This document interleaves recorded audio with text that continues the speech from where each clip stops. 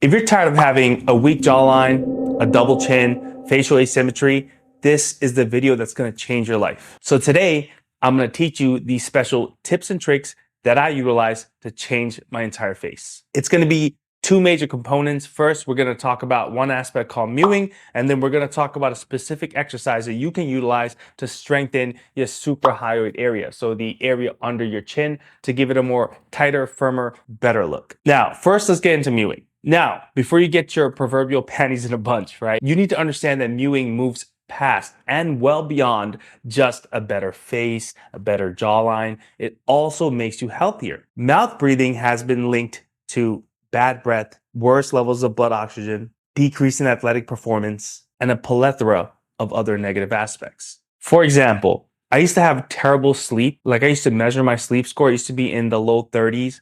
After I switched to nasal breathing, my sleep score has been 99 consistently. I wake up feeling more energized. I wake up ready to hit the day running. I wake up motivated. It's beautiful, and it's something that I'm going to get further into detail. Especially, I'm going to be citing Dr. Andrew Huberman, who's well known throughout the gym, health, fitness, all that atmosphere. So stay tuned. First of all, let's start off with mewing. Now, mewing was invented by Dr. Mike Mew. Okay, he came up with this concept that a lot of these facial asymmetries and weak jawline, weak chin stems from the fact that people are breathing through their mouths. And because of this, they tend to have a more narrow, soft palate. So the roof of their mouth is actually more narrow, causing the entire face to have an awkward shape. So by mewing, especially at a young age when it's even more effective, you are slowly expanding the soft palate, the roof of your mouth, giving you not only a better jawline, but also better facial development, so it's more symmetrical. For example, you can reference this study here where it was done on this child who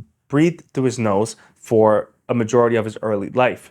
Afterwards, he switched to mouth breathing and he had a terrible effect on his facial structure, and he lost that more angular and more prominent masculine look. Now, the concept is very simple. All you really have to do is you take your tongue and you put it to the roof of your mouth, okay? Now, there's specific parts of the tongue. What we're trying to target is something called the posterior third, or the back third of your tongue. You want that on the roof of your mouth, and then you want your tongue right behind your front two teeth, laying there almost all the time. One major problem that a lot of people I see tend to have is that they're not able to breathe when their tongue is in that position, okay? So if that's true, there's two reasons. One, the roof of your mouth is too narrow and it needs to slowly expand. So over time, the issue will solve itself. The second thing is your chin posture is terrible. You tend to be facing more down. It's not all your fault. We live in a generation where people spend hours, days on tablets, gaming phones, whatever it is. And because of that, we tend to be like this. And this has developed into a habit. I mean, you see kids with iPads already, right? You see kids watching Pokemon on their parents' iPhone. So it's a habit that they developed over time, and we need to break that. So in order to breathe properly, lift your chin higher. If you're mewing correctly, you'll see that the bottom of your chin will pull up. For example, this is me with my tongue down.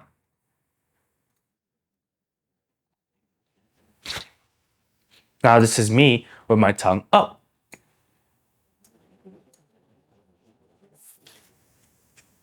It's a huge difference, but the main thing is it is not a subconscious habit. You have to consciously put the tongue on the roof of your mouth, which is what makes it so difficult. Now, to make it into a subconscious habit, you got to set aside 10 to 15 minutes a day where you are actively pushing the tongue on the roof of your mouth. Over time, and I mean time, especially if you're older, it's going to take maybe 3, 4, 5, 6 weeks for this to become a subconscious habit, even to the point where you're sleeping with your tongue on the roof of your mouth. You can further this mewing action by utilizing some chewing gum.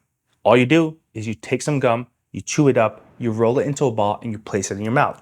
Afterwards, you take your tongue and then you push it against the roof of your mouth and you flatten it out into a pancake doing this motion. And then you repeat the process. You turn it into a ball again in your mouth and then you flatten out in a pancake again. You do that for about 20 reps and you will feel a severe burning in the under chin area right here, where your double chin, your jowls are, and this will actually strengthen that as well. And at the same time, it will help expand your soft palate. One thing that I never recommend is for you to do something called hard mewing. And I know this has become popular as kind of like a shortcut to expedite the process. There's more harm than good. You should never be taking your thumb and forcing your palate to expand. You can hurt yourself really badly too. Another thing I see is a lot of people utilizing mastic gum, right? This is this harder type of chewing gum, but you need to understand this also is not for everybody. You should not jump straight into mastic chewing gum, the harder type of gum, because doing so you'll most likely hurt your TMJ joint, right? You'll get something called TMD, and this takes forever to heal because we get a minimal amount of blood flow to that area, and blood flow is actually what causes recovery. And because of that, if you injure your TMJ, you're gonna take a long time to recover. You're gonna have a hard time chewing food. You're gonna have a hard time talking to people. We wanna avoid that.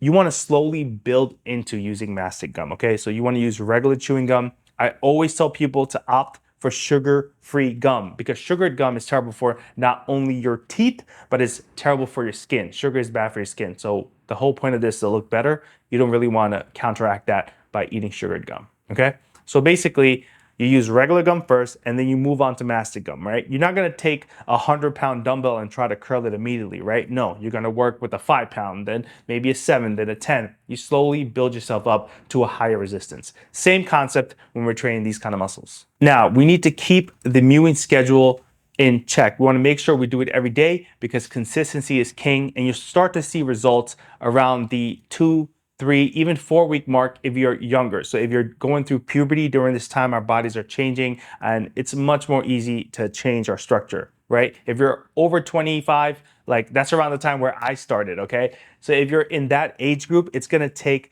significantly more time. So around 6 months to a year to start seeing any results. But you need to understand, you will immediately get a quality of life boost when you start using nasal breathing because of all those health benefits we talked about earlier. Now, coming into that, Dr. Andrew Huberman has been stressing the importance of nasal breathing over mouth breathing. Studies have shown that athletes that utilize nasal breathing had much better athletic performance in the long term. On top of that, you're oxygenating your blood more efficiently. So if you have things like asthma and sleep apnea, this will actually help you become better at it. Overall, having higher quality of sleep, having better athletic performance, and an increase in your hormone balance as well. So if you're getting good sleep and you're getting more, oxygen in your blood, you're gonna have higher testosterone if you're a man. It's great overall. Now, let's get into the suprahyoid muscle exercises so that you can tighten this area as well, because nobody really wants to have a double chin and a great jawline. It kind of defeats the purpose, right? Because the smaller you make this area, right? And the wider you make this area, like from the masters, from chewing that mastic gum, right? The more chiseled your face is gonna look, the more masculine it's gonna look. Exercise is very simple, right? All you have to do is you lay on your bed, okay? If you guys want a live demonstration of this, let me know. I'll also post that as a separate video, right? Or I'll post it on one of my Instagram or my TikTok, Brown Rice Bandit, same name, right? All you have to do is lay on the edge of your bed with your shoulders on the edge of the bed and your head hanging off the bed, okay? And then you repeat this motion.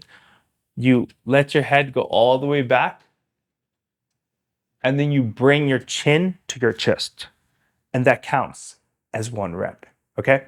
It's also important to understand during the entirety of this exercise, you are mewing, right? So you know that 15 minutes a day I said allocate towards mewing?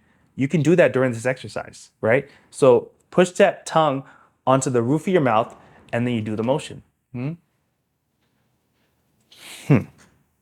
You always want to go down slow. So your head will go off the bed really slowly, because when you fight gravity, you are working these muscles out harder, okay? And you want to control the down. You don't want to let your head slam down, because you might actually pull your neck muscle, or you might hurt your spine over there as well. So you want to be very careful when you're doing this exercise, okay? So all the way down, all the way up. You want to repeat that 25 times, okay? And then you want to take a 1 to 2 minute break, and then you repeat that process again 3 times in total. So 3 sets, 25 reps each, okay? Now, when you get to the point where those 25 reps feel like nothing, you don't feel any sort of tension here, nothing like that at all, it's time to graduate into the big leagues, okay?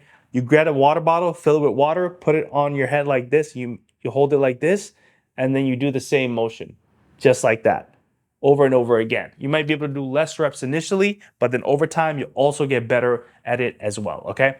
Keep that in mind. And me currently, I actually use a 10-pound plate at the gym, okay? I take that 10-pound plate, I put it on my forehead like this, and I do that motion about 20 times, 25 times, and eventually I'll move on even more. So not only are you gonna get a better jawline, you're gonna get a stronger neck as well. So if you ever have to eat a punch at a bar, they will not knock you out, okay? All right, so anyway, hope this helps.